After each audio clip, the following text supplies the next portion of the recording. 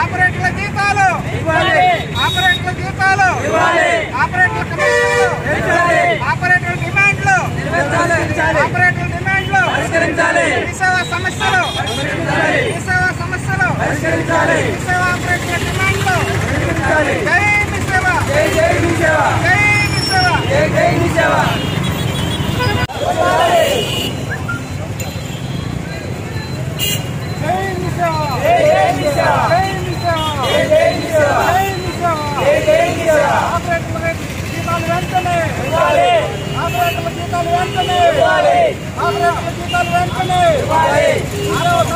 అందరూ నిరవధిక నిరాహార దీక్షను చేపట్టారు. ముఖ్యంగా మా డిమాండ్లు ఏంటంటే 4.5 సంవత్సరాలు అయినప్పటికీ కనీస వేతనాలు కూడా నోచుకోని దౌర్భాగ్యంలో మీ సేవ ఆపరేటర్లు ఉన్నారు. మీ సేవ ఇన్ఫ్రాస్ట్రక్చర్ చేయాలంటే 2 లక్షల నుంచి 2,50,000 వరకు ఖర్చు అవుతుంది ఒక్కొక్క ఆపరేటర్కి. కానీ గుడికి ఒకటి బడికి ఒకటి ఇచ్చినట్టుగా మీ సేవా కేంద్రంలో ఉప్పడిగా ప్రభుత్వం ఇచ్చేసింది. వీళ్ళందరినీ కూడా అన్ఎంప్లాయ్మెంట్ కింద తీర్చిదిద్దామనే ఉద్దేశంతో మా కోటాను మొత్తం నిరుద్యోగుల కింద క్రియేట్ చేసుకొని నిరుద్యోగులు ముక్తి ఇచ్చినట్టుగానే మాకు ఉపాధి కల్పిస్తామని చెప్పి ప్రభుత్వం మమ్మల్ని మోసం చేస్తూ ఉన్నది. ముఖ్యంగా ప్రైవేట్ సంస్థలైనటువంటి కార్వే, సిఎంఎస్, ఏపీఎల్ లాంటి సంస్థలకి ఒప్పచెప్పి మేము ఒక ట్రాన్సాక్షన్ చేస్తే 35 రూపాయలు 45 రూపాయలు వస్తాయి. కానీ అందులో మాకు కేవలం 7 రూపాయలు 8 రూపాయలు కమిషన్ మాత్రమే వస్తుంది.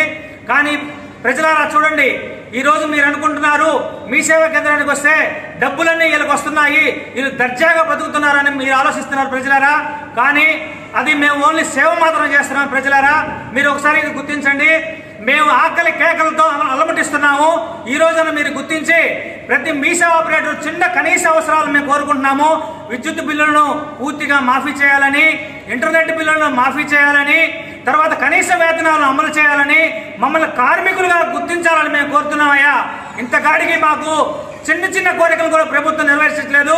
కానీ కార్వే, సిఎంఎస్, ఏపీఎల్ లాంటి సంస్థలు కోట్లు కట్టిస్తున్నారు నాయన. ఇది మీరు ఒకసారి గ్రహించండి నాయన. బాబు వస్తే జాబ్ వస్తుందన్నారు, కానీ మా ఉన్న కూడా ఉపాధి పోయి మేము ఈరోజు బజార్ను పడ్డాము నాయన. మాకు కనీస వేతనాలు గ్రామీణ ప్రాంతంలో మెయింటైన్ చేయాలంటే ఒక ఆపరేటరు మీరు ప్రభుత్వం కనుక ఆపరేటర్ పెట్టుకున్నట్టయితే కనీసం ఒక్కొక్క ఆపరేటర్కి 30,000 శాలరీ, డిఏలు అన్ని మీరు ఇస్తారు నాయన. మేము అన్ని సమకూర్చుకొని ఇంటర్నెట్ కానించి, కుర్చీలు కానించి, బల్లలు కానించి సర్వీస్ ఉదయం 8 గంటలకు స్టార్ట్ అయ్యి 9 మళ్ళీ సాయంత్రం 8 గంటలు మేము సర్వీస్ చేస్తున్నాము. కానీ మేము రోజుకి కనీసం 500 రూపాయలు కూడా మేము నోచుకునే పరిస్థితి మాకుంది. మేము అప్పుల పాలయ్యి పత్తి రైతు ఆత్మహత్య చేసుకున్న స్థితికి మేము చేరాము. వెంటనే ఇటు స్పందించి ప్రభుత్వం వెంటనే మా డిమాండ్లు నెరవేర్చాలని మేము కోరుకుంటున్నాం. జై మీ సేవ. జీవితాలు చాలా దుర్భరంగా జరుగుతున్నాయి.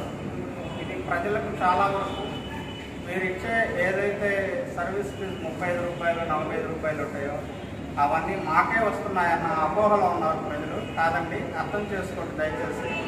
వాళ్ళు ఇచ్చే దాంట్లో మాకు 7 రూపాయలు 8 రూపాయలు కమిషన్ పడేస్తున్నారు.